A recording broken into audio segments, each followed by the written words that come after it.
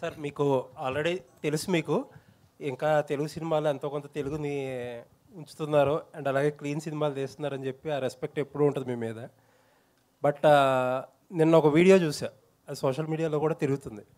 ఒక షోకి, ఓటీటీ షోకి మీరు వెళ్ళి ఆహనా పెళ్ళంట అనే క్లాసిక్ సాంగ్లో మహానటి సావిత్రి గారు చేసిన చాలా క్లీన్గా చేసిన ఒక పాటని చాలా వల్గర్గా పోర్ట్రే చేస్తే ఇంద్రగంటి గారు దాన్ని ఎంజాయ్ చేసినట్టు, ఎంకరేజ్ చేసినట్టు ఒక ఫీలర్ ఒక మాట మాట్లాడారు. అదంటే మిమ్మల్ని అభిమానించే వాళ్ళకి కొంచెం ఇబ్బందిగానే అనిపించింది. అంటే ఒకటి ఏంటంటేనండి, మేము సాధారణంగా అలాంటి షోస్ మేము అతిథుల కింద వెళ్తాము. వెళ్ళినప్పుడు పరిపూర్ణంగా మా అభిప్రాయాలు వ్యక్తపరిచే స్వేచ్ఛ అక్కడ ఉండదు. అది కూడా వాళ్ళు కష్టపడి చేసినప్పుడు ఎంతో కొంత వాళ్ళని ఎంతో కొంత అభినందించాల్సి వస్తుంది. పైగా నేను ఎలా చూస్తానంటే అది ఆ అమ్మాయి నిజంగా కష్టపడి చేసింది. ఆ పాట ఆ సందర్భానికి తగిందా కాదా అనేది చర్చనీయాంశం. నా దృష్టిలో దాని గురించి ఖచ్చితంగా డిబేట్ జరగాలి. More people should talk about it. I'm sure already conversation start అయింది దాని మీద. అది జరగడం మంచిదే. కానీ ఒక్కొక్కప్పుడు ఎలా ఉంటుందంటేనండి, మీరు 4-5 కట్స్ మేము నవ్వుతూ ఇలా వేస్తే మేము ఏదో విపరీతంగా ఎంజాయ్ చేస్తున్నట్టు మీకు ఉంటుంది. కానీ అలా ఉండదు. మేము అన్ని మా షాట్లన్నీ ఒకేసారి తీసుకుని వేరే చోటుకు ప్లేస్ చేయొచ్చు. అవి సాధారణంగా అదే జరుగుతుంది. కాబట్టి అంతకుముందు కూడా నేను అనవసరం ఒక ఏదో నవ్వి కర్మగాలి ఇరుక్కున్నా ఒక దానిలో. అందరూ అపాలజీ చెప్పే పరిస్థితి తీసుకొచ్చారు నేను. కానీ ఏంటంటే నేను చెప్పేది, అలాంటి సిచ్యువేషన్స్లో ఒక్కొక్కప్పుడు మేము కూడా మాకు వ్యక్తిగతంగా కొన్ని అభిప్రాయాలు ఉన్నా కూడా సభా మర్యాదను పాటించి వాళ్ళని మేము అఫెండ్ చేయకుండా ఒకప్పుడు చేయాల్సి వస్తుంది. దాని ఇబ్బందులు ఉంటాయి, కాదని నేను అనట్లేదు. బట్ దాని మీద నేను కూడా చూశాను, దాని మీద వచ్చిన రీల్స్ నన్ను ప్రత్యేకంగా 100 మంది పెట్టారు. మీరు మాట్లాడిన దానికంటే ఘాటుగా ఇంద్రగంటి గారు ఏమిటండి ఇది అని. కానీ నేను I want to make it clear that మేము ఇంటెన్షనల్గా చేయట్లేదు అది. బట్ దాని మీద డిస్కషన్ ఖచ్చితంగా జరగాలి. ఎందుకు ఇలాంటి పాటలకు ఇలా జరుగుతుంది అనేది క్రియేటివ్ ఫ్రీడమ్. మళ్ళీ it's also an issue of creative freedom. మేము ఇంటర్ప్రిట్ చేస్తున్నాము అంటారు. నాకు వ్యక్తిగతంగా బెల్లీ డాన్స్ అంటే చాలా ఇష్టం. It's a great art form. కానీ మేబీ ఆ పాట దానికి కరెక్ట్ కాదేమో. ఇవన్నీ మేము అక్కడ చర్చించలేము అతిథులకి వెళ్ళి. అందుకని అంటే మీ మీద క్లీన్, నేను చెప్పిన పాయింట్ ఒకటి అయితే, ఇంకో పాయింట్ ఏంటంటే ఎటువంటి సందర్భానికైనా ఎటువంటి ప్రశ్నకైనా సరే మీ స్టైల్లో మీరు సమాధానం చెప్పగలరు. అలా దొరకకుండా ఏదన్నా ఒక అప్రిసియేషన్లో ఇంకోటో వాళ్ళకి అప్రిసియేషన్లో అనిపించేదో చేసేసి వచ్చి ఉంటే నాకు తెలిసి నేను చాలా డిఫరెంట్ అటెంప్ట్ అనేది చెప్పినట్టున్నానండి. అంటే పాపం అమ్మాయి దట్ గర్ల్ యాక్చువల్లీ, అంటే నేను ఆ పాట కాకుండా వేరే చేస్తుంటే I would have appreciated it. చెప్పాను కదా, దట్స్ అ వర్క్సమ్ సిచ్యువేషన్.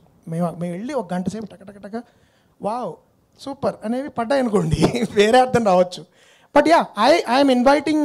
నేను అది పూర్తిగా ఎండార్స్ చేస్తున్నాను చెప్పను. నాకు చాలా చాలా చాలా ఇష్టమైన పాట, నాకు చాలా చాలా ఇష్టమైన సన్నివేశం సినిమా అది.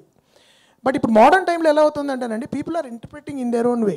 రకరకాల, ఇది క్రియేటివ్ ఫ్రీడమ్ పేరు, రకరకాల ఇంటర్ప్రిటేషన్స్ ఇస్తున్నారు.